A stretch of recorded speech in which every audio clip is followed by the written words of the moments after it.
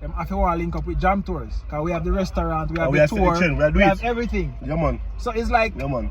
as I was saying to you guys, we have the studio, we have the radio station, we have everything. All of them places where people even dream of to go in Kenya as a Jamaican, because you come, you actually is like a celebrity when you come. True. So true, you're a star. As long as you reach the hour hands, you jump in our hands, yeah, you're a star. Yeah, man. As long as you jump in Africa, you're a star, because everybody want to go to Jamaica. Everybody want to know more about Jamaica. So if you come as a Jamaican, yeah, you actually have a head start. Have a head start. It's like you change your life, and that's what Jam Tours do.